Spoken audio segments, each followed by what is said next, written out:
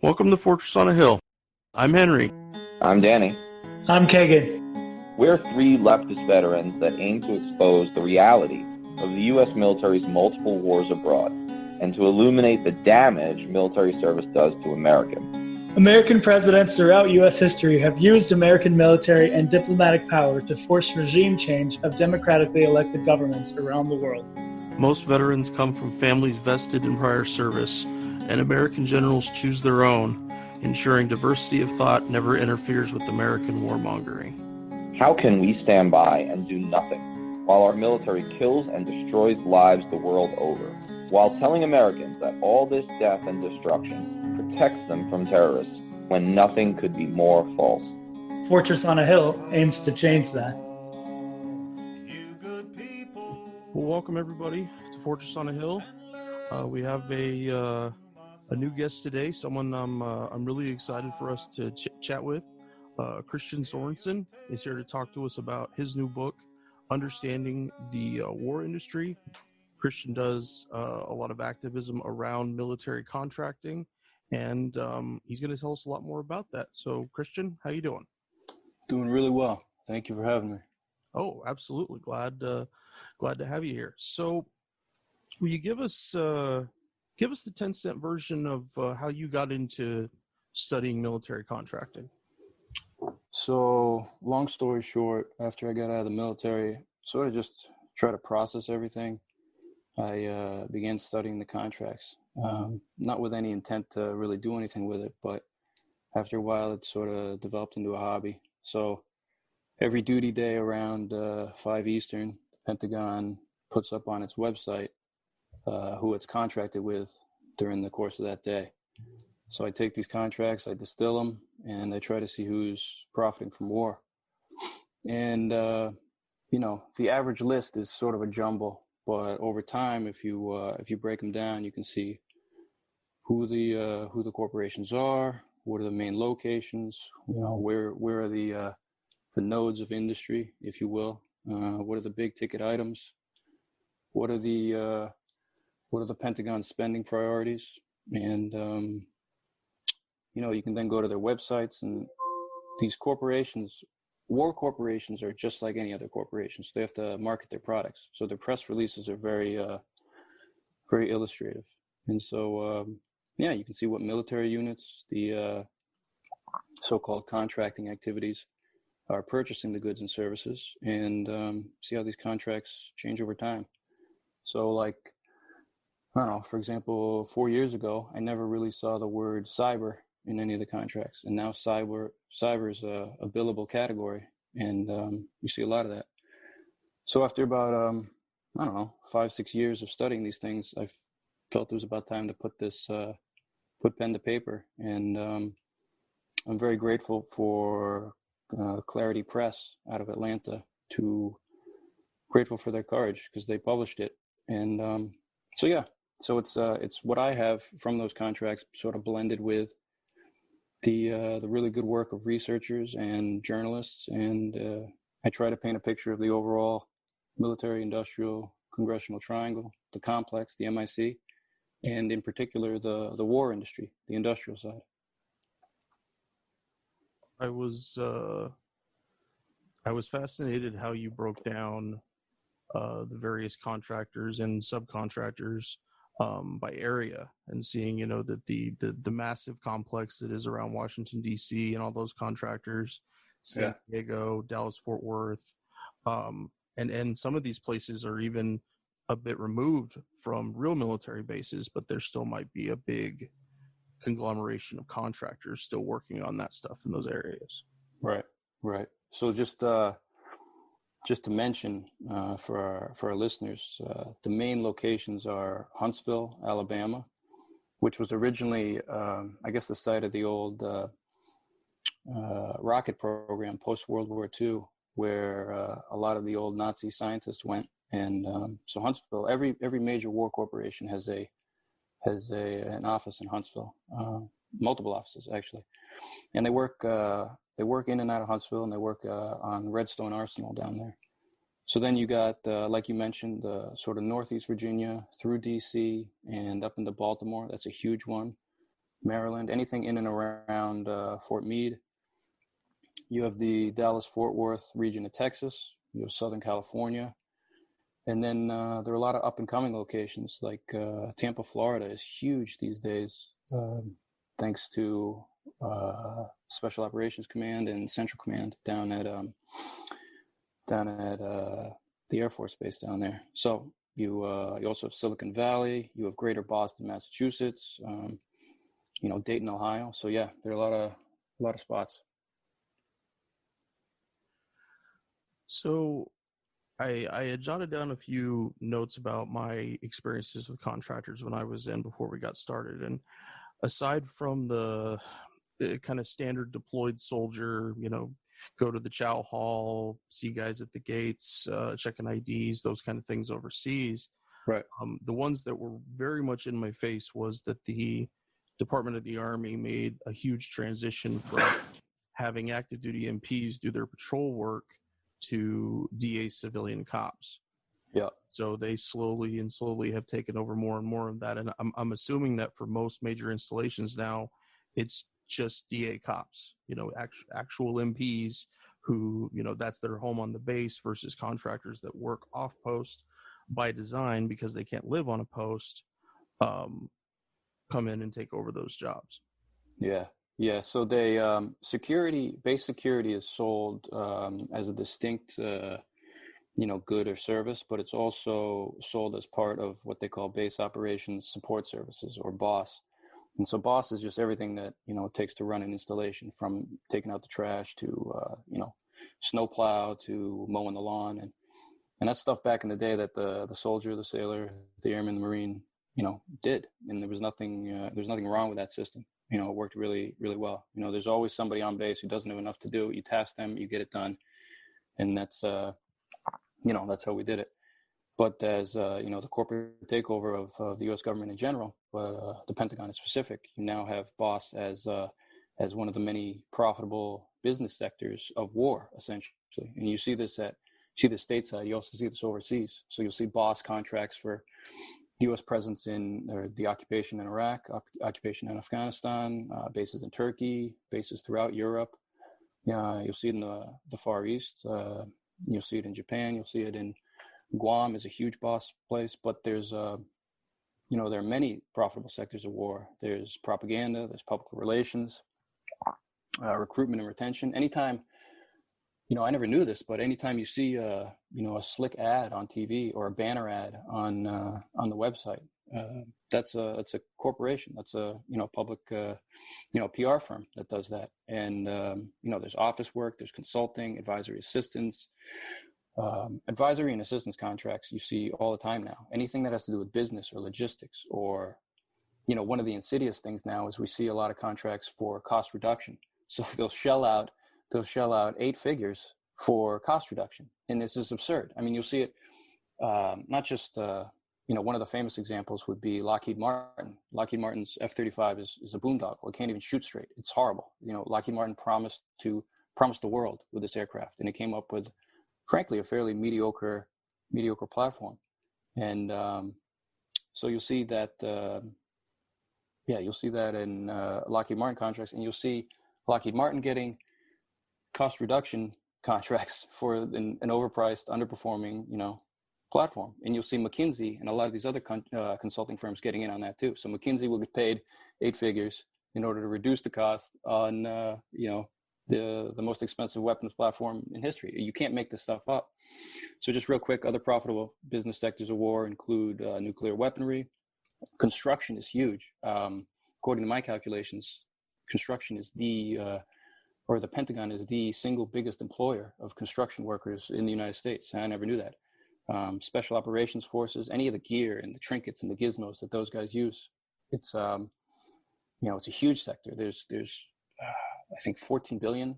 One of the local economic councils down in Tampa cited, I think it was 13 or 14 billion recently, just pumping through MacDill Air Force Base down there. And it's one of the ways that these war corporations, whenever there's a major new facility, or a facility that gets a lot of attention from the Pentagon, they just swarm these war corporations. So then you have Other profitable sectors: anti-ballistic missiles, anything to do with space, not just the satellites, but launching the satellites and monitoring the satellites, training, simulation, ordnance. When we think of the war industry, we typically think of, the bombs and the bullets.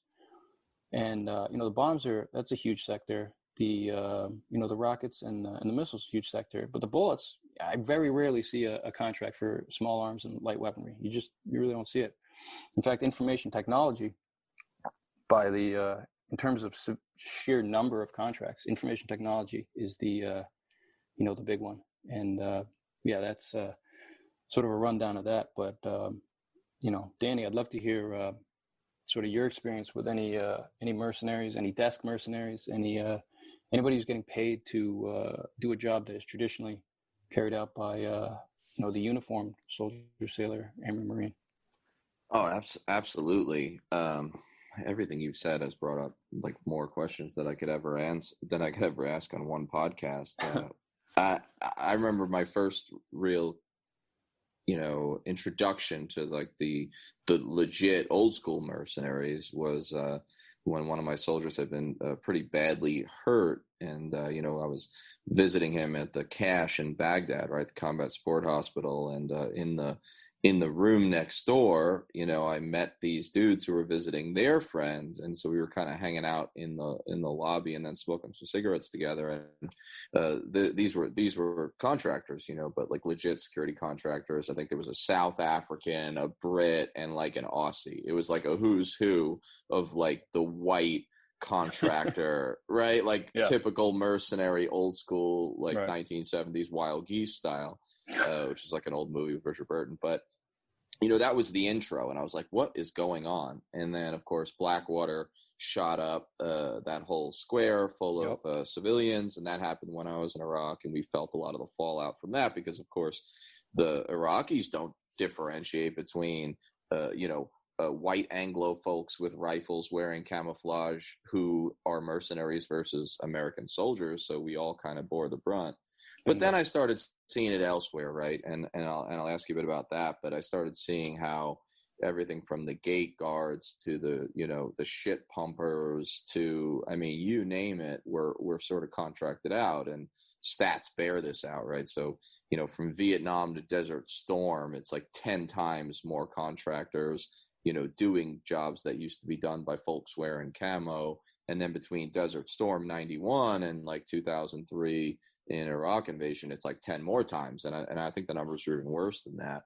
Yeah. But as I thought about like the contracting, right, some of the stuff that you look at with specificity, I was, reminded of some of the more extreme examples. And this one was a fictional account of I think a real case, but that War Dogs movie that was out, and, half comedy, Miles Teller and Jonah Hill. And I you probably have some comments on that, but that movie shows some of the absurdity of how you could get a contract during the War on Terror. But my kind of on the ground cosmetic absurdity of, as a commander, throwing really hundreds of thousands of dollars at local nationals to do differing contracts for us, base improvement, et cetera, with just the minimal accountability, huge corruption, fueling our enemies through kickbacks, knowingly doing so. I saw all that, but I think that even I was surprised when I started, reading your stuff and other actual like studies, right, analyses of this. I was even surprised to find out how much of the absurdity that I saw on the ground, that I thought was just the lunacy of the Afghan war, is actually not that different from the absurdity that goes on at the macro level, right? That what we study here at home. And so, I don't know, I thought maybe you could comment a little bit about that, right? Like how the system actually works of bids and this whole process, because I think most people might not realize how the lack of oversight of the system. Yeah. I mean, so I will background that by just saying that, corporations are the most powerful entity on earth right now, and war corporations are the most powerful entity out of that bunch, and they have the way the military industrial congressional complex is organized. sort of aids and abets what would be considered criminality in any other form. So I say that the MIC, the military industrial congressional complex, is insulated, and it's insulated because we as citizens now, or civilians now, we have we've no effect on the military. That's obvious. We've no effect on industry. Okay, right? Those are two sort of closed sections, closed from the average Joe. However, we are supposed to have influence on the congressional side of things. And yeah, we elect the Congress people. They do what we say. But unfortunately, industry, corrupts Congress before they even get to Capitol Hill. So you have you have a situation where we know lobbying. Lobbying, once they get to Capitol Hill, the lobbyists swarm. All right. So, but before then, if you, Henry, and you, Danny, are, running for a congressional seat, one for the red team, one for the blue team, I, the War Corporation, fund both of you and with campaign finance. And then whoever gets into office owes me a favor. So you're corrupted before you even set foot on Capitol Hill. And then insidiously, I spread, quote unquote, jobs throughout other congressional districts, your congressional district and others, so that I get everyone pretty wrapped up in the whole thing. Now, the jobs figures are always hyped, and there's no accountability, because those in Congress who are supposed to be holding these corporations to account are the ones taking money from and lobbyists from the very corporations. So a corporation, and just real quick, the top five are in terms of market share, for lack of a better word, out of the war corporations are Lockheed Martin, Raytheon Technologies, Boeing, General Dynamics, and Northrop Grumman. And so they'll quote unquote, I guess, prepare the terrain by spreading these jobs around. And all the congressional side wants to do is just say jobs. There's no accountability. And if, say, they do actually hire 300 people at the Raytheon plant in El Segundo, California, say that actually happens, there's no obligation for Raytheon or whatever the corporation is to hold on to those jobs. And corporations across the board are automating and exporting jobs, and the war industry is no exception. So they will automate, and they have every job that they can. They're trying to, just like any other ferocious corporate entity, cut costs. So industry hypes the jobs figures, which Congress eagerly cites. The jobs can actually be direct jobs. Like I hire you, Frank, at the plant in somewhere in Ohio, making armored vehicles. All right, fine. But industry also includes in their tallies indirect jobs and induced jobs. So say we hire 500 people in Sterling Heights, Michigan, to build an armored vehicle. We'll include 1,000 jobs in that hire in the tallies that we then hand to our congressperson. Our being the war industry's congressperson. And these induced jobs will be like, the mother of two using a ride sharing app to shuttle one industry person from the pub to the from the pub to home, or the local guy working 3 jobs, one of which is at a diner where the local executive eats. I mean, it's so the jobs tallies are always overinflated, and so it's an insulated triangle: military, industry, Congress. It's insulated, and you can see this in a real insidious way with the recent pandemic. And you'd think in a functioning democracy, quote unquote, that during a pandemic, the government would take care of the public, but it hasn't. The military-industrial congressional complex has chugged along as if it's any other year. I mean, how in living Pete can you give the war machine $750 billion, give or take, during a pandemic, while simultaneously denying the American public healthcare, universal healthcare, Medicare for all, at the same time where you have a huge unemployment crisis from the pandemic. You're not addressing that. At the same time, you're not addressing the housing crisis. People are getting kicked out of their homes. So it really it really demonstrates the insulated nature of the MIC. I mean, the ruling class has demonstrated their absolute disregard in 2020, disregard at best or contempt at worst of the American public. And the U.S. military gets $750 billion this fiscal year, or this upcoming fiscal year. The Center of Disease Control, CDC, $8 billion.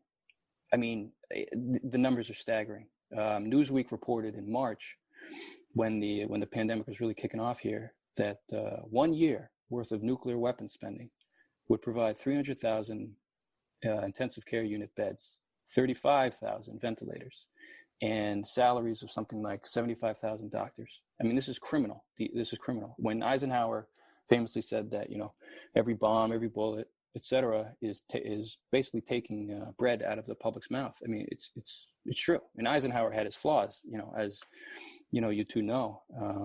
But we're really in a bind here, and I don't see it getting any better.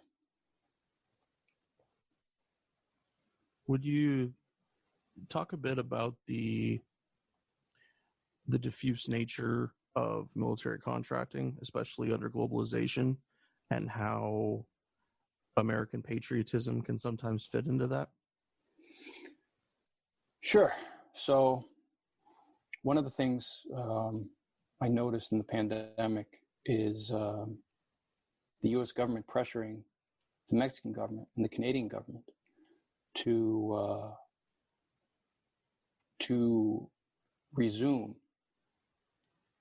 production early on. Governments shut down. And the Mexican government in particular, because while Mexico almost never shows up in the Pentagon contracts, because the Pentagon contracts deal with, basically the primary purchaser. And Mexico usually is far down the supply chain. So you'll never really get a corporation based in Mexico that shows up in the contracts. But I mention it because Mexico and even China are down the supply line. So you have there was a Pentagon report the other day that, and if I'm not answering your question, please let me know. But I think I'm going in the right direction. There was a report the other day where Ellen Lord, who used to, this is very illustrated. She used to be one of the executives at Textron, which is one of the major corporations in the war industry. And she's now in charge of Pentagon acquisition. She's her formal title is, I think, Undersecretary of Defense for Acquisition and Sustainment. And she basically said that, look, our microprocessors are, a lot of them come from China, and we can't, due to globalization, due to outsourcing, due to shoving these jobs overseas. And she didn't use the words I'm about to use, but, they were doing that in order to, not only stiff the U.S. Working class, but also to cut down on costs. If you pay people in the corporate headquarters in Northeast Virginia or in, Bethesda, Maryland, or anywhere of these war corporations, they make 8 figures a year precisely because they do not pay the working class a fair, livable, honest wage, a wage that reflects what the working class puts in to the war goods and the war services. And so, same thing with Bezos, same thing with any of these billionaires that our society, lauds. And so there is a diffuse nature. And from the Pentagon's point of view, it's coming back to bite them in the keister, because they're saying, or they're claiming, as part of great power competition, as part of the hype of China as a quote unquote enemy, in the new Cold War, that our microprocessing industrial base is at risk. So I don't know if I answered your question, but I think I got somewhere in the ballpark. How was it? Oh, totally. Cool. No, the one of the things that I've thought about before, but your book illustrated it to a degree that it just couldn't ignore it, is that the worker at contractor A, wherever they happen to be, may only end up making one tiny spring that goes in a circuit board, that goes in a missile, that goes on a fighter, but that person is brought into a great world of patriotism by their contribution to the pipeline, even if it's a relatively small thing. And it goes back to guys, somebody joins JAG or they join finance or something under the mistaken belief that because they're not a trigger puller, they're not taking lives, they're not involved in that part. And this, by the advent of globalization, by how much it's increased, that situation is made much worse as time goes on. Yes, and to which I'll add, the war corporations, they know what they're doing. They will play, they really hype up what I called traditional patriotism, and Danny's so much better at analyzing this than I am. But in my book, I use the term traditional patriotism in order to indicate what we as a society, waving the flag, rallying around the troops, this and that. And the war corporations do a really excellent job at playing to this. So they'll hang the flags in the factories. They'll put pictures of active duty troops up in the factories. They will.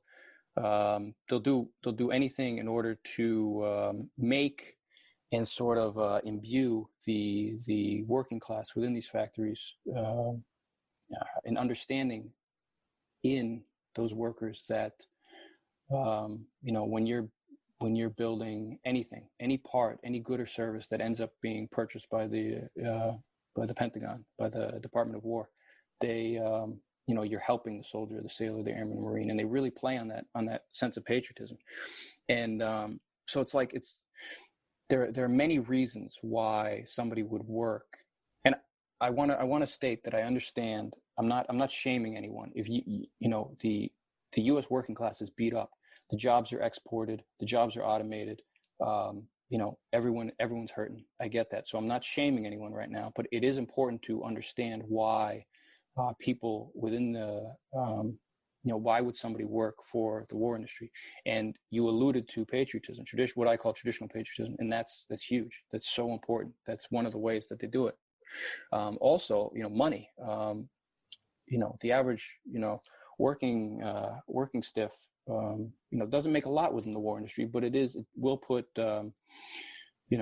food on the table or food on the family, as George W. Bush once said. And they also use civilian use. They'll say, if you corner someone, you'll say, I did a few interviews for this, and one of the justifications, especially the mid-level and the higher ups, will say is, hey, look at all we've brought you. We've brought you the quote unquote defense industry. We've brought you the internet, the jet engine, radar.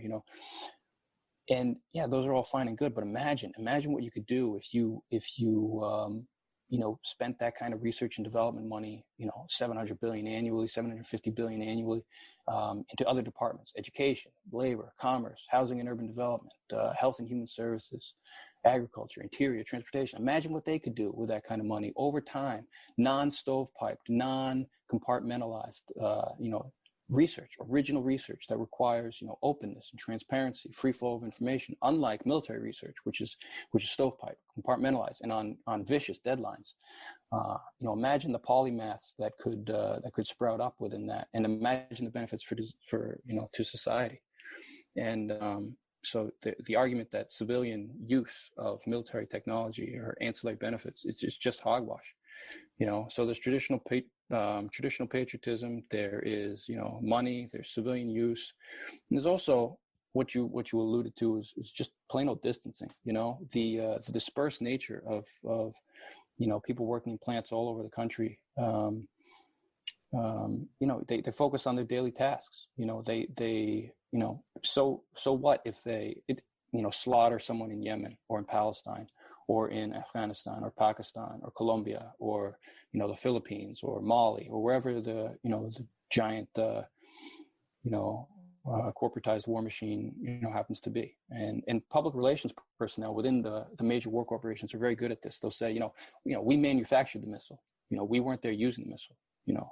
It's really insidious. Or they'll say, hey, how great we interviewed the troops when they got back, and how great was it?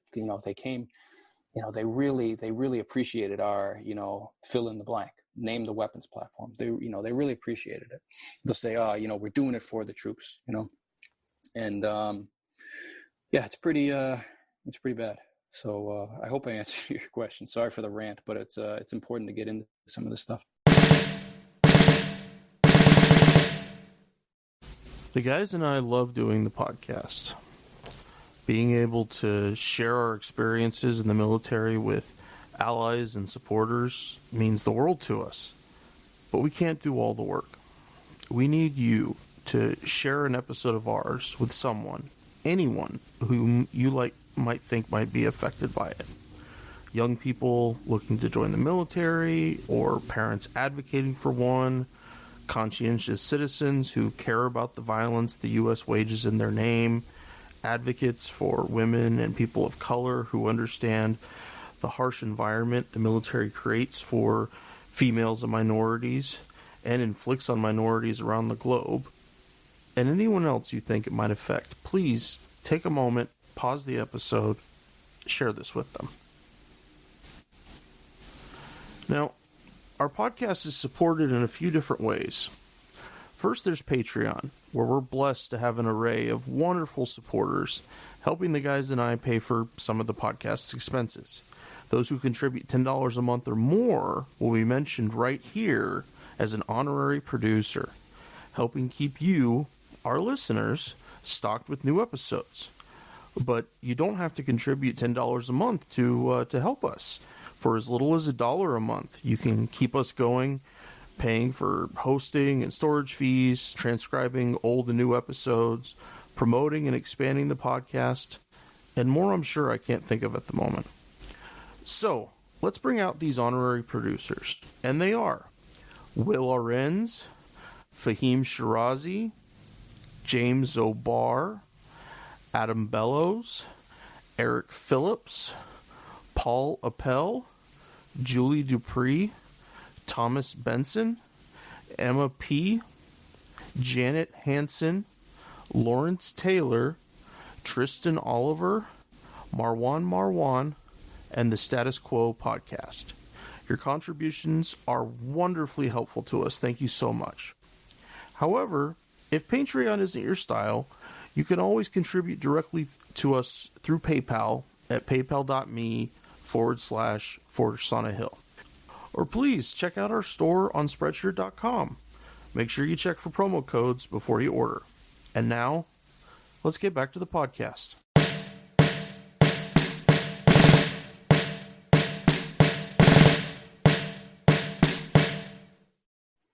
All great stuff. Go ahead, Danny.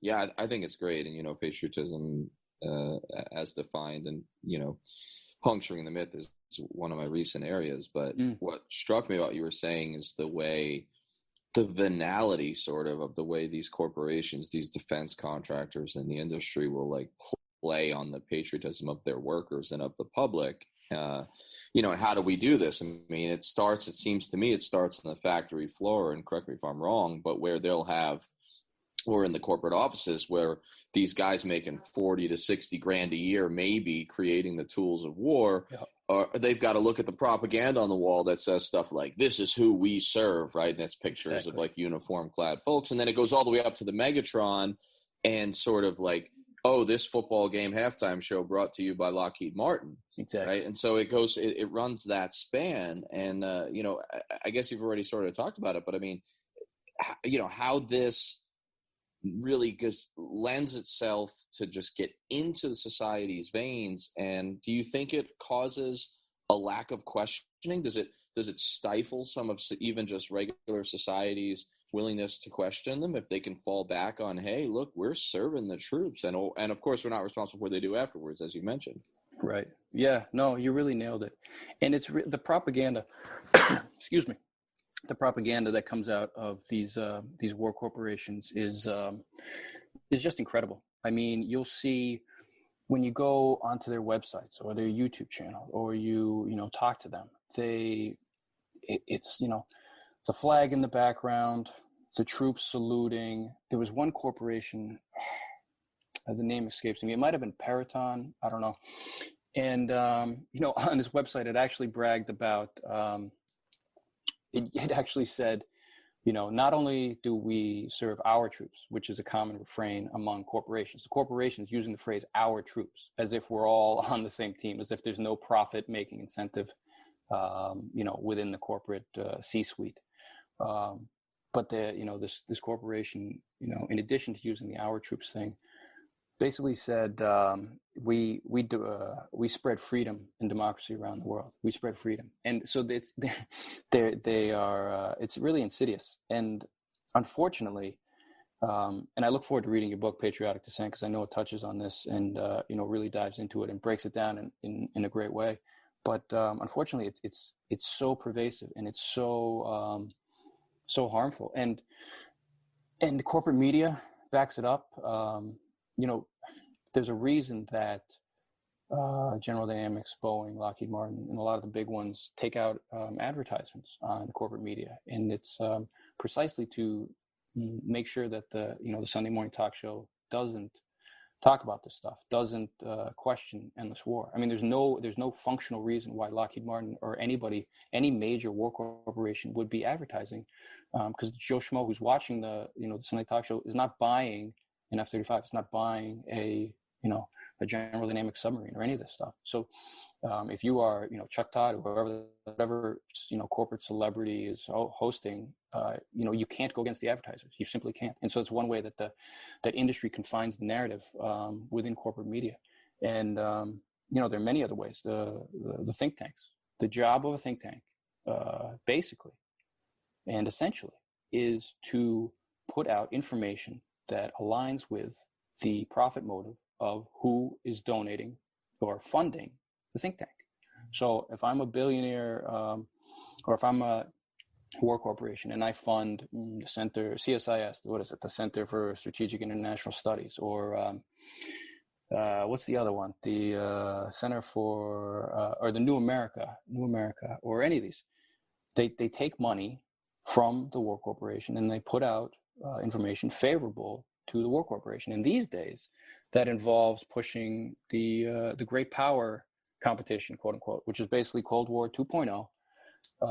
And you need an enemy. You need an enemy. So, the war on terror lasted 20 years and it was good from a corporate perspective. But you simply cannot, and the war on terror will continue. It will continue, but you simply cannot justify the sale and purchase and production and marketing of big ticket items, cyber, satellites, submarines, anti-ballistic missiles. You can't justify those by pointing to a bunch of, at best, ragtag, jihadists in the Iraqi or Syrian desert. You can't. So I firmly believe, and I try to document in Understanding the War Industry, I try to, show how you need this enemy, and the enemy, it provides the justification. And so they do it through corporate media, and, they do it through the think tanks. And I also see this, just to wrap up, I see this play out daily in the contract announcements. It's all over the contracts. And, when you take it year by year, we're about to wrap up fiscal year 2020. It ends at the end of September. And I encourage everyone to, check out the contracts on the Pentagon's website. It's under, I think, newsroom and then contracts. You go to, defense.gov or whatever the current, link is. And everyone should do that. But I understand that people are, busy and people are hurting and they don't have the time. But if anybody has any time, go to that website, go to the Pentagon's website, contracts, newsroom, at the end of September, the last few days, because you will see in all its glory, all of the contracting activities. They have fallout money, and I'm sure you guys have seen this, on the low scale. I did in the Air Force of, every unit within the military must spend its money by the end of the fiscal year, or risk losing such a high amount of such a large budget in the next one. So if there's no incentive to economize, there's no incentive to reduce your budget. You must spend it all or risk having a lower budget, next fiscal year. So you'll see it at the end of September, the last week, especially the last 2 days, billions and billions and billions and billions and billions of dollars are just thrown at the war industry.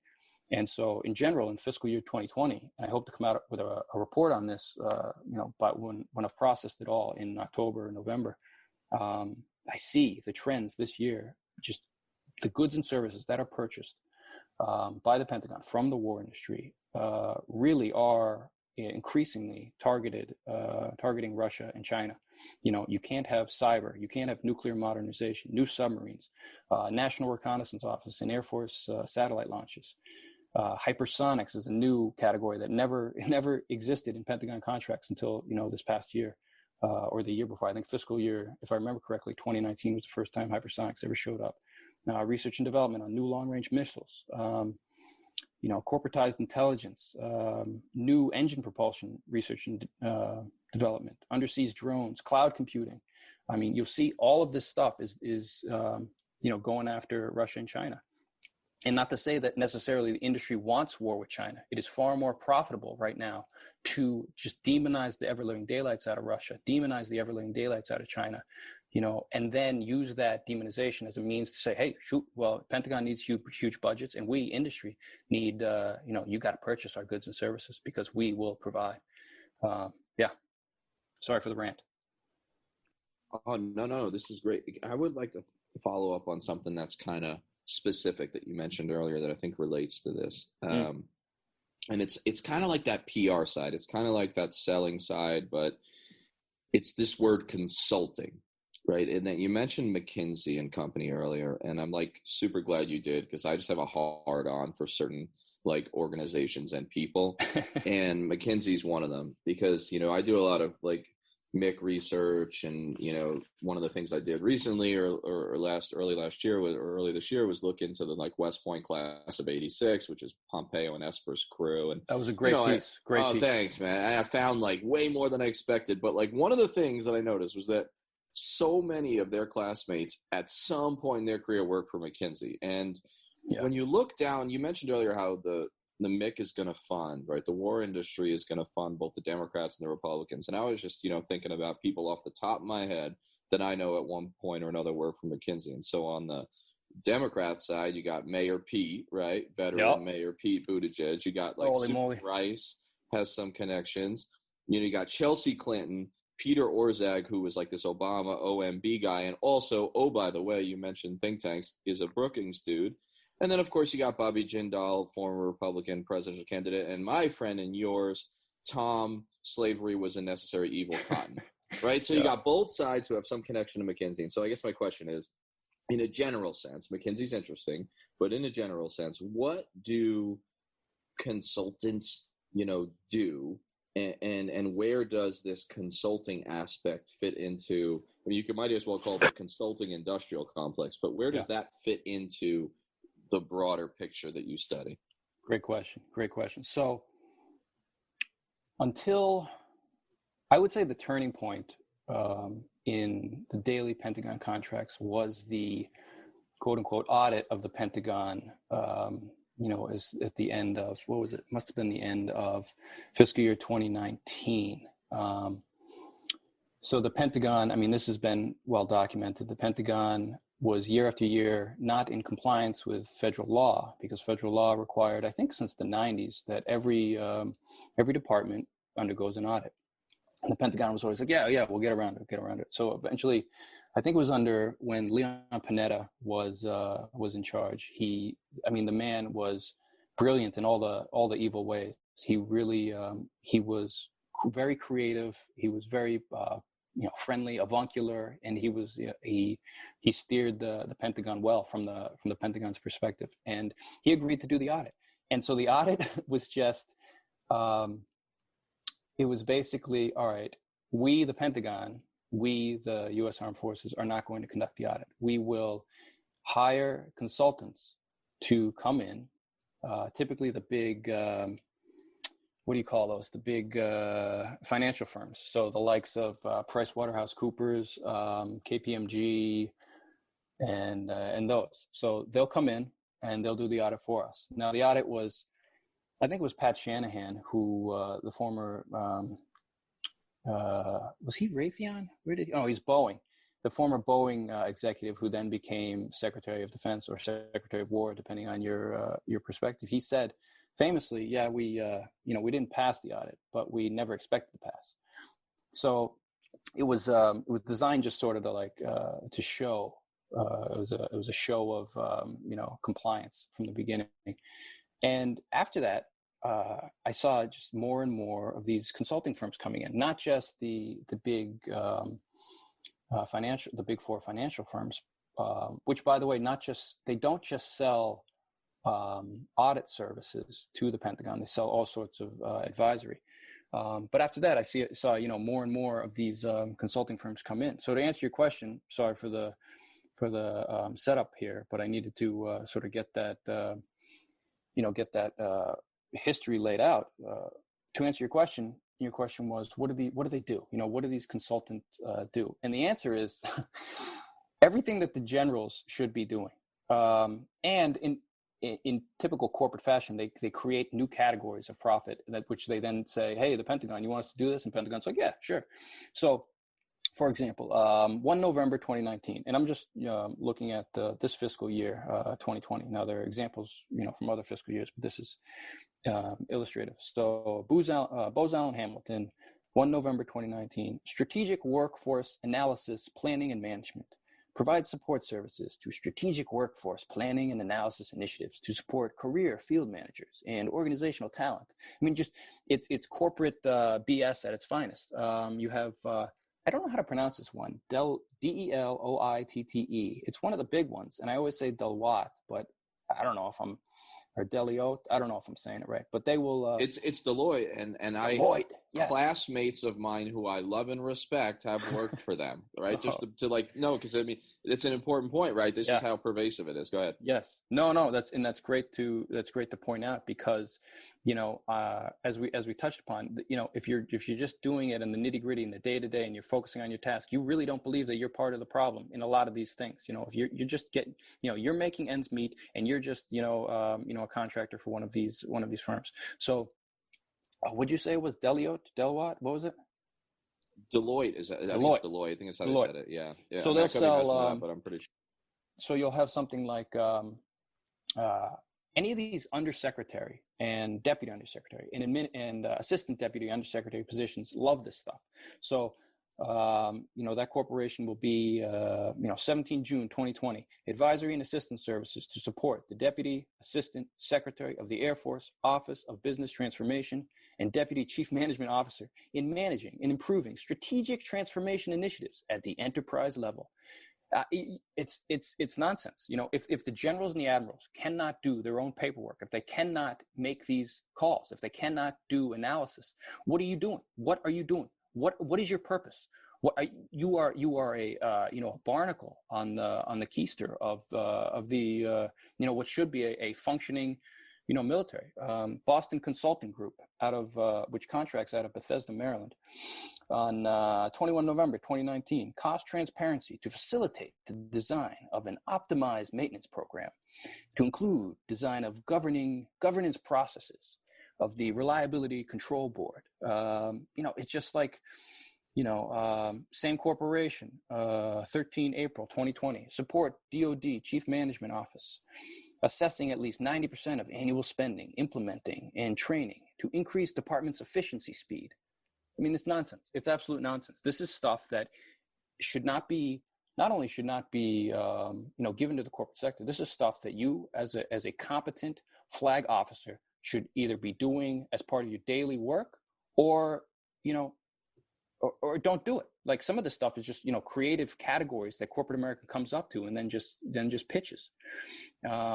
It's really it's very frustrating to see on the daily, but it's also frustrating to see on the on the macro when you're looking at it over the course of an entire fiscal year. And this is money. Again, I cannot stress this enough. This is money that there are only X dollars that go around, as you guys know, and as you have pointed out very well on this podcast before, there are only X dollars that go around.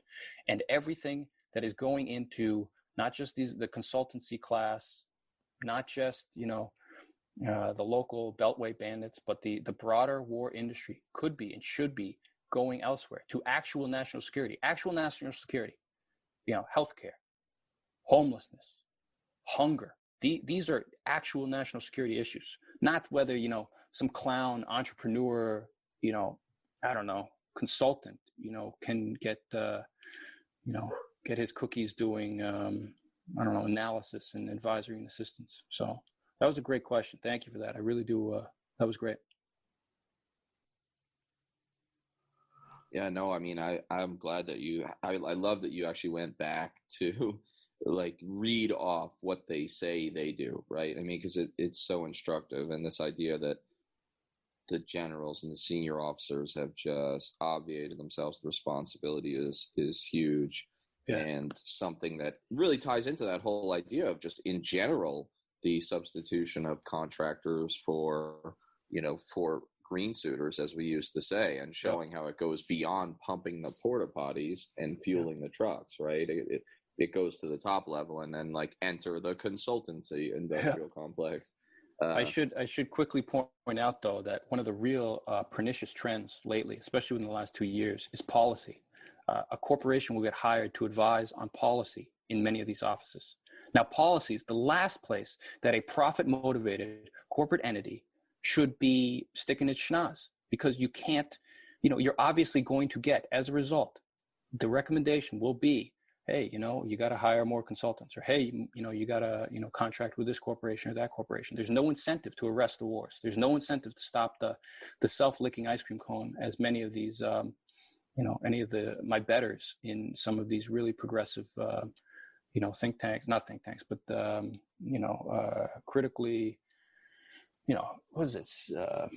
POGO, Project of Government Oversight, or, all those great groups that really analyze this well. They pointed this out. That's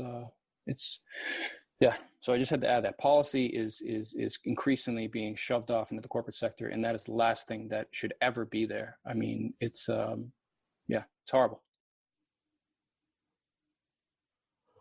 Well, fellas, I think that is a good place for us to wrap it up today. Christian, will you let the listeners know where they can keep up with your ongoing work? Sure. First of all, thank you all for your time. This was I really appreciate it, and thank you for all the hard work y'all do. Y'all were at the or have been at the vanguard, the forefront of progressive thought in and among not just veterans, but the public at large. And many thanks to Clarity Press for publishing Understanding the War Industry. You can find it at your local bookshop. Please order it through there. As a last ditch thing, yes, you can get it through Amazon, but please support your local bookshop. My website is ibpoffices.com, and I'm on Twitter at CP_Sorensen, SORENSEN. And if you don't mind, if you all have time, may I ask you all a question? Please. Shoot, go for it. Yeah. So we're in the middle of, the empire. We're in the middle of the beast, and, the beast is, it's on its decline, but it's flailing and it's hurting. It's hurting not just the people, within the United States who don't get, the necessary attention from the government in terms of, programs of social uplift, but, the victims overseas, across, war zones, not just in the Middle East, but in Latin America, Central America, Southeast Asia. So we're in the middle of this beast, and, it's hard to stay positive, and it's hard to live well. And I'm not saying, live well as in a luxurious lifestyle, but how does one, whether civilian or veteran, live well, healthily, mentally, physically, socially, inside of the beast? Henry, I'll jump in first. That's cool, because typically, which is not always good for my mental health, I jump on the radio in about 10 minutes in DC to talk some of this stuff. Well, I love that question, Christian. I think I'm a good person and the worst person to answer it all at once. I did not live well for quite a long time, both in uniform and then especially when I first got out. I mean, just it was too much, I mean, beyond my own diagnoses and mental health stuff. I think more of it was what you're saying. It's just the overwhelming feeling of inadequacy and futility, fighting the empire, whether, a podcast and a pen, so to speak, has always felt a little paltry. That said, from a existentialist Camus perspective, as I am wont to talk about, there's this idea that even in an absurd universe, that doesn't mean that we can fall back on nihilism, and that like Sisyphus pushing the boulder, we have to imagine him happy, right? And the struggle itself is worth it. Now that sounds pretty pie in the sky, but in the lived experience, I think I've finally sort of accepted that I can do what I can do, and that's about it. And knowing full well that, what Bobby Kennedy called the ripples of hope, small acts by a large number of people can make a big difference. But I'll say this, I'm a big Christopher Hitchens fan, despite him being dead to me for a long time for supporting the Iraq War. But he's a brilliant dude, the late Christopher Hitchens. And he talks about how the dissidents, like in Eastern Europe and stuff, they had this concept under communism, under totalitarianism. They called it as if. And the as if culture was I'm going to live as if I live in a free state, right? I'm going to perform as if. And it became this whole culture, and it was this kind of ridiculous but beautiful thing. And I think that the best most of us who are in this fight can do is live as if we live in a society that is not plagued by militarism, live as if what we're doing is going to have a profound effect. And that may sound like an imaginatory sort of thing, but even the anarchists believe that we can't expect people to fight for a society that they have not seen or begun to live for. And so I think that's important. It's helped me, as again, crazy and philosophical as it sounds. And I'll tell you, like you mentioned earlier, most people are just paycheck to paycheck and looking for those 5 minutes to breathe at the end of the day, and expecting them to read my sometimes 5,000 word articles or go to the websites we tell them to can be tough. But man, I'll tell you, 5 or 10 minutes a day of research and thinking about this, and one small act a week or a month or even a year from millions of people can make some sort of difference. Because damn, what tools do we have besides stopping traffic in the streets, which is of course where I think it should all end. So that was the longest rant ever that may or may not have answered your question. But when you said it, all I could think about was as if, and I just always wanted an excuse to talk about it, so I did. That was great. Thank you. I think my ongoing journey to find peace, we'll say, is summed up kind of like this. Did you guys see the Kevin Costner movie, The Guardian, a few years ago about Coast Guard rescue swimmers? No, unfortunately, no. Yeah. So great movies as far as, military. Oh yeah, totally. Yeah. Movies, but it is an amazing film. They did a really good job with it. But at one point in the movie, Ashton Kutcher's in it too, and he's the protege to Costner's long-suffered rescue swimmer. He's done it his whole life, and he got sent to the schoolhouse to deal with an injury. And anyways, they end up at the same station partway through the movie, and Ashton asks Costner, he says, "How do you decide? If you're out there in the water and you know that you have X amount of time to save 3 people, and you can only save 1, how do you choose? How do you decide who lives and dies, essentially?" And he said, well, a lot of other guys might have different ideas about it, but mine goes like this. He says, I swim as hard as I can for as long as I can, and the sea takes the rest. And that's, kind of my acknowledgement of understanding that even, being disabled, having issues in my life, that I can still be a positive force, that I can still learn and grow and create, and but also an acknowledgement that even in trying to help, even in the even in the drops in the bucket, that I acknowledge that I still have to take care of myself. And so there's times where, you know, a really nasty headache comes up on me, and I can't keep reading the book, whatever I'm reading, whatever article or subject, and I have to put it down, and I have to take a nap, or I have to do something that requires a lot less brain power, but I know that I'm still moving forward towards that ultimate goal. The other part is a recognition of who the good guys are. When I was a kid, when I was growing up, and when I first joined the military, I believed that the military could be a net force for good in the world overall. Mm-hmm. And there's never been an army in existence or a military in existence that has had anything close to that. It's just not the reality. Right. But there are people out there trying to fight against the illegality of us taking war all over the planet. And those are the people that I say are the good guys. Those guys that, even going through the most horrific things in the world, if they happen to be living in a country where America is dropping bombs, that they hold their loved ones tight and they try to keep going the best they can. And I think that's all a person can really do. That's huge. That's some wisdom right there. I really thank you for that. I really appreciate that. Yeah. That's a perfect spot to end on too, you know. I think so. I agree with you. So Christian, thank you so much again for being here. I hope that we'll have you on again. Everybody, Absolutely. Please go out and pick up Christian's amazing book, Understanding the War Industry.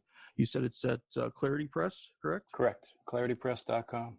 And we'll make sure we have a link in the show notes, so anybody that wants to go out and pick up your book can. So thanks again, man. My pleasure. Take it easy, gentlemen. We're on Twitter at Fortress on a Hill, and also at Facebook.com at Fortress on a Hill.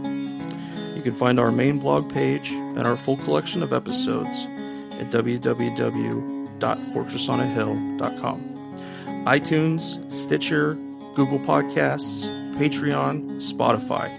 You name it, almost anywhere you listen, we're already waiting for you. And hey, we're always in the market for more Patreon supporters. Please consider becoming a patron at patreon.com.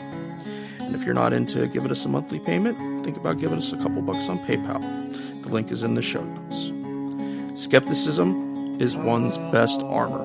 Never forget it. We'll see you next time. And listen to my song.